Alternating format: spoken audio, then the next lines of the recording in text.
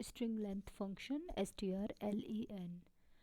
तो ये फंक्शन क्या करेगा, नंबर ऑफ़ कैरेक्टर्स जितने भी आपके स्ट्रिंग में उनको काउंट करेगा। जैसे कि ये हमारी स्ट्रिंग दी हुई है बैम्बूजल्ड करके, इसमें जितने भी कैरेक्टर्स हैं अगर हम इस पे strlen फंक्शन लगाते हैं तो strlen फंक्शन क्या करेगा, इस स्ट्रिंग में जितने भी नंबर ऑफ़ कैरेक्टर्स हैं उनको काउंट करके रिटर्न करेगा। तो यहाँ पर हमने एक कैरेक्टर एरे यहाँ पर डिफ़ाइन किया हुआ है, डिक्लेयर किया है एंड डिफ़ाइन किया हुआ है। ठीक है, डिक्लेरेशन का क्या मतलब है, ये जो इतना स्टेटमेंट है ये है आपका एरे डिक्लेरेशन। और उसके बाद अगर हम इक्वल टू करके उसको कोई वैल्यू असाइन कर देते हैं तो ये कहता है, ये कहलाता है एरे इनिशियलाइजेशन या एरे को डिफ़ाइन करना। ओके, तो यहाँ पर हमने एरे को डिक्लेयर किया है और उसको इनिशियलाइज किया है, उसको वैल्यू दी है, या एरे को डिफ़ाइन किया है उसको वैल्यू दी है, एक ही बात है। यहाँ पर हमने len1 और len2 करके दो इंटीजर वेरिएबल्स और क्रिएट किए हैं। अब आगे देखते हैं कि ये len1 जो है वो क्या कर रहा है, calculate len1 equal to strlen arr। मैंने arr जो एरे था उस पर मैंने स्ट्रिंग लेंथ फंक्शन लगाया है। तो arr में हमारी क्या वैल्यू है, बैम्बूजल्ड है। तो स्ट्रिंग लेंथ फंक्शन क्या करेगा, बैम्बूजल्ड की जितनी भी कैरेक्टर्स हैं, नंबर ऑफ़ कैरेक्टर्स, उनको काउंट करके और उसको स्क्रीन पर printf यूज़ करके ये स्टेटमेंट यूज़ करके उसको प्रिंट कर देगा। और len2 क्या कर रहा है, len2 function, len2 equal to string length of Humpty Dumpty. तो हम्प्टी डम्प्टी के जितने भी नंबर ऑफ़ कैरेक्टर्स हैं डबल कोट्स के बीच में, तो इस स्ट्रिंग की स्ट्रिंग लेंथ कैलकुलेट करके ये फंक्शन len2 में वो वैल्यू स्टोर करा देगा और स्क्रीन पर डिस्प्ले कर देगा। तो इस टाइप से इसका आउटपुट होगा। तो बैम्बूजल्ड जो स्ट्रिंग थी उसकी लेंथ कितनी है 10, और string equal to Humpty Dumpty जो है उसकी लेंथ कितनी है 13। तो ये दोनों printf स्टेटमेंट्स का आउटपुट इस तरह से होगा, ये आपके सामने डिस्प्ले हो रहा है। क्लियर। अब नेक्स्ट एक और तरीका हमारे पास क्या है कि हम उसके लिए कोड लिख सकते हैं स्ट्रिंग लेंथ को कैलकुलेट करने के लिए। अभी हमने क्या किया था, strlen जो फंक्शन था वो क्या है, हमारा लाइब्रेरी फंक्शन है। strlen लिखते ही जो है कंपाइलर को पता है कि कंपाइलर को क्या करना है, उस स्ट्रिंग की जो उसके अंदर उस फंक्शन के अंदर जो भी आप पास कर रहे हैं स्ट्रिंग, उस स्ट्रिंग की लेंथ कैलकुलेट करके दे देनी है। तो strlen क्या है, लाइब्रेरी फंक्शन है।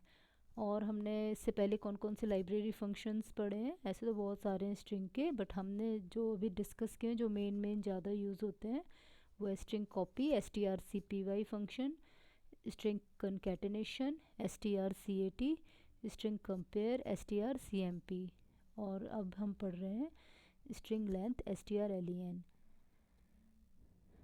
तो स्ट्रिंग लेंथ को कैलकुलेट करने के लिए हमारे पास एक और तरीका है, उसके लिए हम उसका कोड लिख सकते हैं। ठीक है, तो यहाँ पर ये तो सेम रहेगा कि ये आप चेंज भी कर सकते हैं अगर चाहें तो ये जैसे हम लास्ट प्रोग्राम में कहते हैं, एक कैरेक्टर एरे ले लिया, उसमें बैम्बूजल्ड करके स्ट्रिंग मैंने पास की है, दो वेरिएबल लिए हैं मैंने len1 और len2।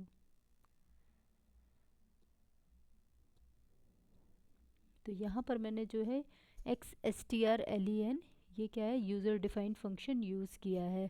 तो आप कोई भी नेम ले सकते हैं, abc strlen ले लीजिए, xyz mnopqr, जो भी आपको नेम लेना है, क्योंकि ये यूज़र डिफाइंड फंक्शन है तो आपको जो भी नाम लेना है वो आप इसका नेम ले सकते हैं।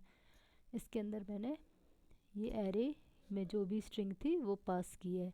arr पास करने का क्या मतलब है, उसमें जो भी स्ट्रिंग है बैम्बूजल्ड वो strlen फंक्शन में पास हो रहा है। तो ये len1 इक्वल टू ये जो स्टेटमेंट है, ये स्टेटमेंट आते ही कंपाइलर कहाँ पर जंप करेगा, उसकी डेफिनेशन पर, ये उसकी डेफिनेशन है। ठीक है, यहाँ पर कंपाइलर जंप करेगा। तो जो बैम्बूजल्ड स्ट्रिंग थी वो कहाँ जाके स्टोर होगी, बैम्बूजल्ड का जब हम एरे पास करते हैं तो मैंने पहले भी बताया कि जब भी हम जैसे ही हम एरे का नेम लिखेंगे तो उसका बेस एड्रेस जो कंपाइलर है वो उसके बेस एड्रेस ही कंसीडर करता है, नेम लिखते ही उसका बेस एड्रेस को ही कंसीडर करता है। तो यानी ARR का बेस एड्रेस पास कर रहे हैं यहाँ पर हम। और जब भी एड्रेस पास करते हैं तो उसको हम एक पॉइंटर वेरिएबल में होल्ड करते हैं। तो इसीलिए मैंने यहाँ पर एस को जो है पॉइंटर बनाया हुआ है।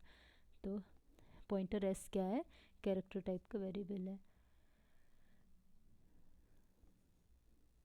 जो कि क्या कर रहा है, ये पॉइंटर एस क्या कर रहा है, एड्रेस होल्ड कर रहा है, एड्रेस ऑफ ARR का बेस एड्रेस होल्ड कर रहा है। अब इनिशियली जो है अभी लेंथ हमारे कैरेक्टर्स की क्या है, 0 है। तो इनिशियल लेंथ आपने लेंथ इक्वल टू 0 सेट कर दिया। और ये जब तक कि आपको ये स्ट्रिंग में एक एक कैरेक्टर उठाकर आपको चेक करना है, जो आपका पॉइंटर एस है, पॉइंटर एस मतलब क्या हो गया, बेस एड्रेस ऑफ ARR, जो ARR एरे है उसके बेस एड्रेस पर से स्टार्ट करेंगे हम।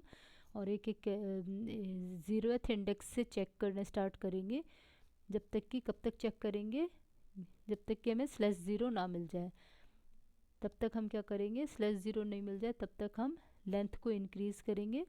लेंथ की पहले वैल्यू क्या थी, 0 थी, ठीक है, हमने लेंथ को यहाँ 0 सेट कर रखा है। तो जैसे ही कैरेक्टर बैम्बूजल्ड में जैसे ही कैरेक्टर बी आएगा तो ये क्या करेगा, लेंथ प्लस प्लस कर देगा कंपाइलर। ओके,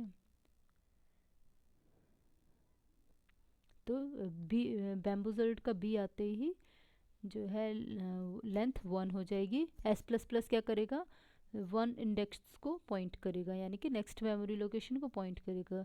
करंट लोकेशन जो है उससे नेक्स्ट लोकेशन को पॉइंट कर रहा है एस प्लस प्लस। तो नेक्स्ट लोकेशन पे चेक करेगा कि जो वैल्यू है बैम्बूजल्ड का ए जो है उसे चेक करेगा, /0 तो नहीं है। तो उस केस में क्या होगा, लेंथ प्लस प्लस कर देगा, लेंथ को कर देगा 2।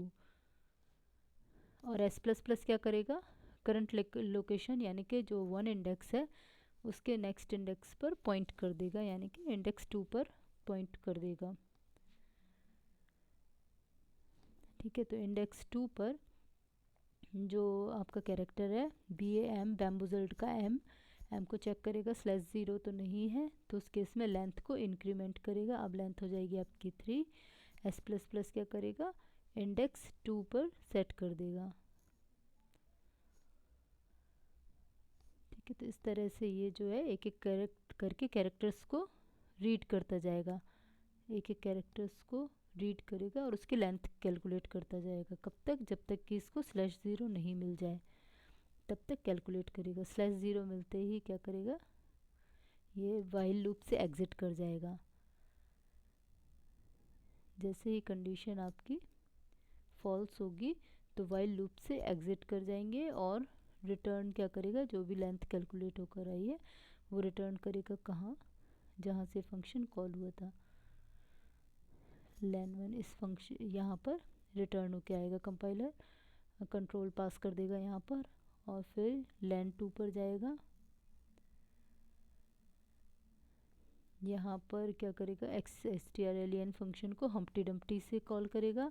फिर यहाँ पर हम्प्टी डम्प्टी, यहाँ पर क्या करेगा, यहाँ पर एस में हम्प्टी डम्प्टी स्ट्रिंग पास होगी, उसकी लेंथ कैलकुलेट होगी हम्प्टी डम्प्टी की। और यहाँ से रिटर्न लेंथ क्या करेगा, हम्प्टी डम्प्टी की जो भी लेंथ आ रही होगी, यानी कि नंबर ऑफ़ कैरेक्टर्स जो होंगे वो यहाँ पर पास करके len2 में स्टोर हो जाएंगे और फिर हम यहाँ पर प्रिंट करा देंगे उनको।